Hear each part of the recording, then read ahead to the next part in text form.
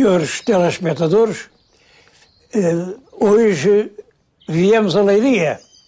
Eu costumo dizer Leiria, a minha Leiria. Foi aqui que eu nasci. E um forte sentimento me prende realmente a esta cidade. No ano de 1135, reparem, 1135, no inverno, o rei Dom Afonso Henriques, que ainda não se intitulava então rei de Portugal, mandou construir este castelo que está aqui na nossa frente. Uma parte deste castelo, é melhor dizer assim. O objetivo era servir, era uma posição avançada que servisse de escudo aos constantes ataques que os mouros de Santarém faziam a Coimbra e às terras de Soura. Eram ataques surpresa, mortíferos, faziam muitos prisioneiros e, portanto, ficava ali uma guarnição de militares para aguentar o primeiro embate dessas ofensivas. À volta do castelo foi-se naturalmente criando uma povoação, que quem vivesse ali sentia-se defendido. Em todo caso, os primeiros tempos foram cruéis. Logo em 1137, 2 anos depois do castelo ser posto de pé, vieram os mouros, atacaram-no, foi um ataque violento, mas os cavaleiros cristãos que lá estavam aguentaram o ataque e eles não conseguiram tomar a fortaleza. Em 1140 foi pior porque vieram grandes quantidades de mouros de Santarém, atacaram o castelo de todos os lados, os cristãos não conseguiram resistir. Diz-se que 250 foram passados a fio de espada, os que escaparam da morte foram reduzidos à escravatura para depois serem resgatados. Entre os presos esteve Paio Guterres, que era o alcaide do castelo e que se defendeu com força, mas que foi preso e escravo. Isto vem na crónica de Santa Cruz de Coimbra. Bom, 250 parece um número muito alto, um castelo pequenino, mas enfim, é o número que temos. De qualquer maneira, a verdade é esta.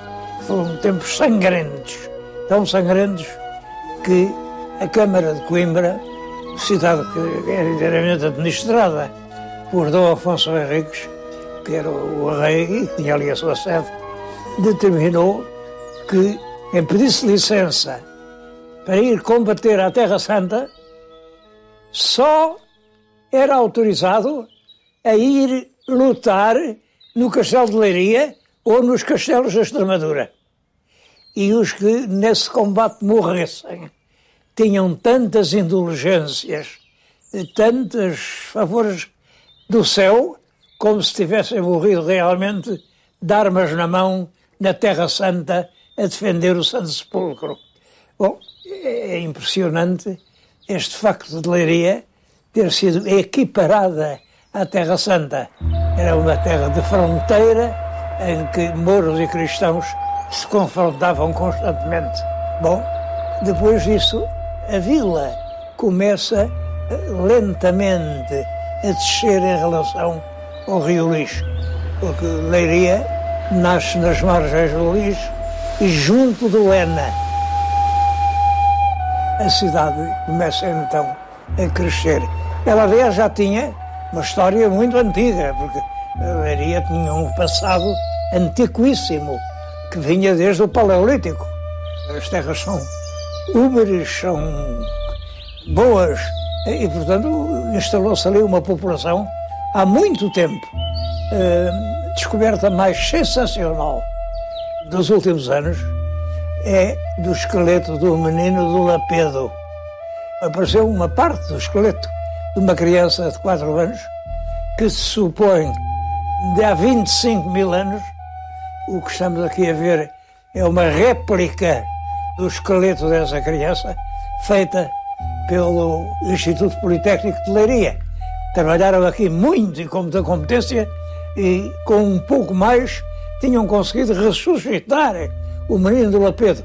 Este menino é importante porque marca uma evolução, uma fase da evolução do homem diferente das que eram conhecidas. Os ossos eram diferentes, o esqueleto era diferente, lembra um pouco o homem do Neandertal. Bom, de qualquer maneira temos aqui o que seria um habitante de Leiria há 25 mil anos. Depois disso não creio que o povoamento alguma vez tenha interrompido, foi crescendo sempre.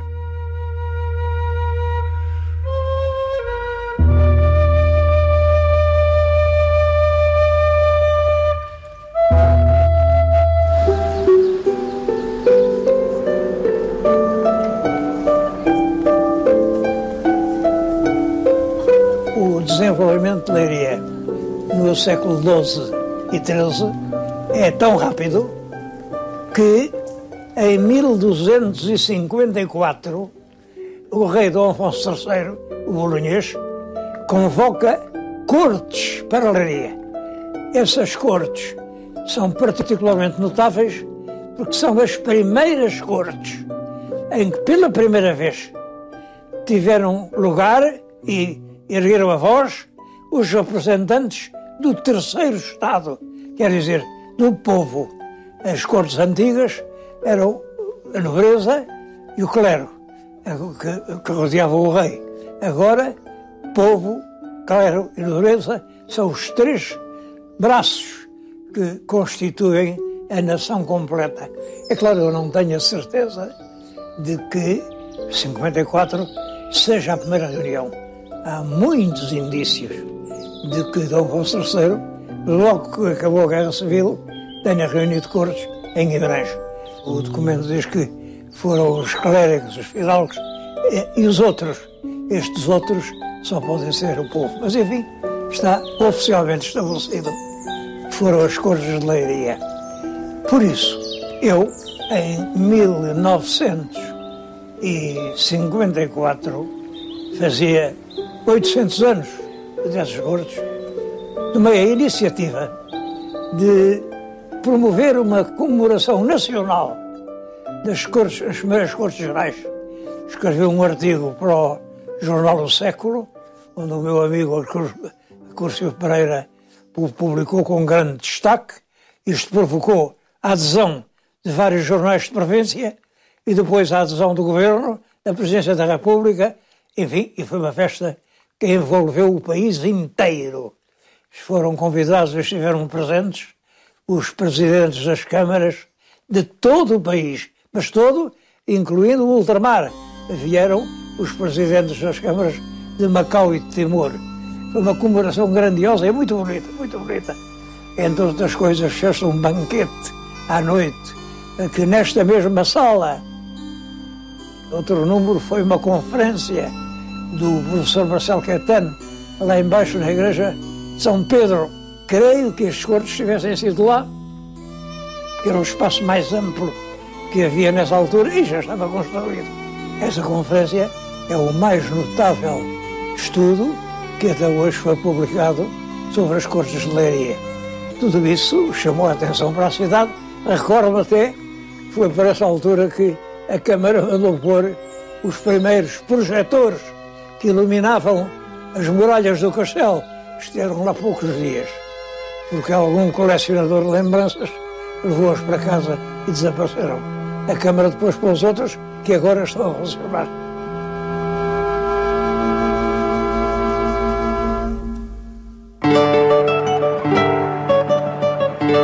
A partir de então, o crescimento de Leiria é incessante. No reinado seguinte, que é Dom Dinis, o rei teve ali um passo. Não há vestígios dele, mas viveu ali há algum tempo com a Rainha Santa. Sabe-se, por exemplo, que foi lá que ele escreveu o pedido de autorização para, com as rendas das grandes instituições eclesiásticas, sustentar a universidade, o Estudo Geral, que começou por funcionar em Lisboa, depois passou para Coimbra. E é evidente que a presença do rei atraía muitos nobres, muita gente queria estar perto do rei. É claro que essa gente toda não cabia dentro da pequena muralha que rodeava o castelo e tinham que os instalar nas aldeias mais perto. Creio que é nessa altura que aparece uma aldeia chamada Os Pousos. Os Pousos é o sítio onde se pousa. Ora, esses cavaleiros que vinham de fora e que tinham que ficar instalados eram aposentados, que era o pouso, aposentados nas casas camponesas, rurais. Isso era o direito da aposentadoria. Pousos talvez queira dizer isso. Também acredito que é por essa altura que aparece outra aldeia com um nome curioso, Marrazes. Marrazes fica do lado de lá, da ponta do Arrabalde, portanto, fora da cidade. Não há com dúvida nenhuma, é fora da cidade. E Marrazes quer dizer judeus. Quer dizer que eles tinham um grande número, mas agruparam-se fora da cidade. É curioso que ainda hoje, nos Marrazes, se come a melhor morcela de arroz que eu conheço. A morcela de arroz é um tipo de fumeiro em que, em vez dos grãos de gordura de porco, há bagos de arroz. Era uma forma dos judeus fazerem crer aos cristãos que estavam a comer fumeiro de porco, mas realmente não estavam a comer apenas morcela de arroz. É um petisco que chegou até hoje, que é delicioso, é um sabor único. E enfim, é dos grandes petiscos da cozinha leiriense.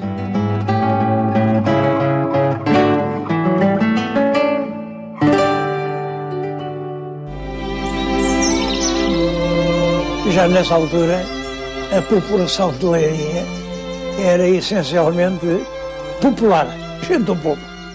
Como sabem, o rei Dom Dinis teve uma guerra civil violenta com o filho, o infante rebelde, depois foi Dom Afonso IV. Essa guerra assolou o país, de norte a sul.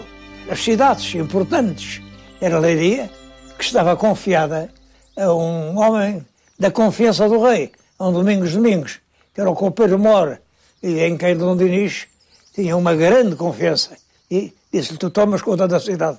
Foi, mas mal Dom Dinis voltou as costas, o Domingos entregou a cidade, as chaves do castelo, ao povo, porque Leiria estava pelo lado do povo, pelo lado do infante, contra o rei. Bom, isso teve consequências trágicas, porque Dom Dinis ficou muito zangado com esta traição do Domingos. Voltou a Leiria, eles fugiram, o Domingos e os seus homens, os autarcas da cidade, fugiram e foram-se esconder no convento de Alcobaça, abraçados aos túmulos reais, convencidos que o respeito pelos túmulos reais, enfim, contaria a cólera do rei, mas não conteve. O rei mandou-os arrancar dali e, diante do mosteiro, queimou-os vivos. É essa nódoa de sangue da história leiriense.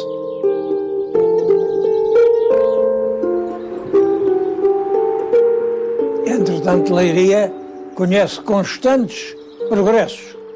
No século XV, o rei Dom João I, ou talvez o filho dele, Dom Duarte, mandaram construir um paço real de grande beleza, que é este paço que hoje se pode ver e que tem esta arcada sobre a cidade.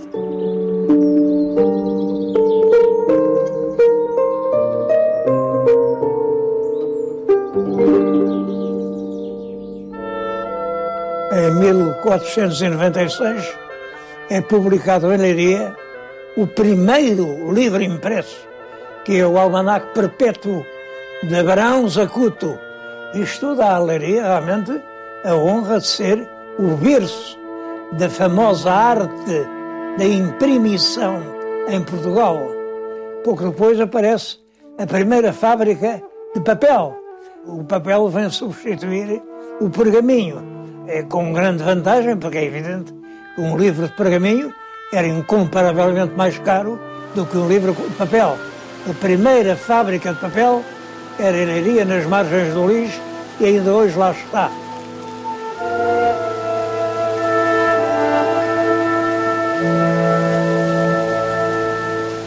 No século XVI, um passo enorme em frente, é criada a Diocese de Leiria. Quer dizer, a Igreja de Leiria passa a ser sede de uma diocese à custa dos bens que foram apreendidos a Santa Cruz de Coimbra. Santa Cruz incompatibilizou-se com o rei a propósito da mudança da universidade e o rei, por castigo, tirou-lhe as terras todas e fez a Diocese de Leiria. E tirou-lhe as rendas e entregou as rendas ao reitor da universidade. O edifício começou logo a ser construído e dá uma certa impressão de nudez. É construído no espírito da Contra-Reforma, grande para muita gente, frio, severo, austero. Bom, e depois aconteceu que no terremoto do século XVIII caiu uma grande parte da catedral e foi reconstruída. Estava a ser ainda a acabar as obras de reconstrução quando vem a invasão francesa, a terceira, e os soldados encheram aquilo e quando saíram pegaram fogo ao templo, queimaram todos os altares, serviram-se dos cadeirais de pau santo para se aquecer no inverno, queimaram as imagens dos horrores e isso contribuiu muito para aquela impressão de relativa nudez que nós hoje temos quando entramos na sede de Leiria. Eu, em pequenino, ia à catequese, lembro-me bem, e enregelava nos invernos. No século XVII começam a instalar-se dentro de Leiria famílias novas, famílias grandes. Os marqueses de Vila Real constroem um grande palácio aqui nesta praça que agora se chama Rodrigues Lobo. E chama-se Rodrigues Lobo porque Rodrigues Lobo era o nome de um poeta, um escritor judeu, que era secretário do Conde de Vila Real. Tem uma obra notável, A Corte na Aldeia, um livro essencial para quem queira conhecer bem o português. Pastor Peregrino, O Contestável, Estudos sobre Camões. É um homem notável, mas era judeu. Quando ele, muito novo, aos 40 e tal anos, quis vir a Lisboa, foi tomar o barco a Santarém, mas a barca, no percurso do Tejo, avariou-se, virou-se e morreram os passageiros. Bom, isso deu origem a um trocadilho sem graça nenhuma, a um trocadilho cruel e de má vontade. Dizia-se que o Rodrigues Lobo tinha tido uma morte errada, porque sendo judeu tinha a obrigação de morrer no fogo e afinal foi morrer na água. Vejam a graça que se achava a estes dramas. Nesses anos de catequese, eu andava nos primeiros anos do liceu e recordo-me, o professor de Geografia era o Dr. Cardoso e Cunha e eu perguntava-lhe do princípio de cada ano quantos habitantes teria, mas a resposta era sempre igual, tem 4.997, nunca chegava aos 5.000. O tempo passou e quando voltei a informar-me sobre a população de Leiria, eram 48.000 habitantes. Estes rápidos progressos devem-se à indústria, à atividade, ao turismo. Leiria é o centro de uma extraordinária região turística que não tem sido articulada e aproveitada como deve ser. Leiria fica junto a Nazaré, junto das Caldas, junto de Óbidos, junto de São Pedro de Moel, junto de Alcobaça, junto da Batalha, junto de Porto Mós, um conjunto monumental único no país, rodeando Leiria. Eu costumo dizer que tem as contas do Rosário, não tem é fio para as afiar. Um facto que vem ajudar muito o crescimento de Leiria é as aparições de Fátima em 1917. Esse facto tem um certo aspecto político, porque 17 é o ano em que Portugal entra na Grande Guerra. E apareceram uns pastorinhos a dizer que lhe apareceu Nossa Senhora numa azinheira a pedir-lhes que rezassem pela paz, para haver paz no mundo e em Portugal. Isto encontrou uma grande audiência no país. Ao fim de poucos anos havia milhares e milhares de pessoas a concorrer às peregrinações da Fátima, e hoje, como sabem, é um dos grandes santuários marianos da cristandade. A aldeia era uma aldeia insignificante.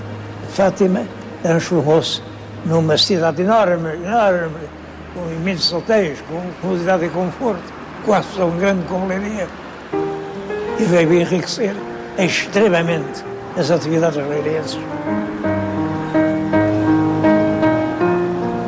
Há muitos nomes ligados à Leiria que não podem ser omitidos.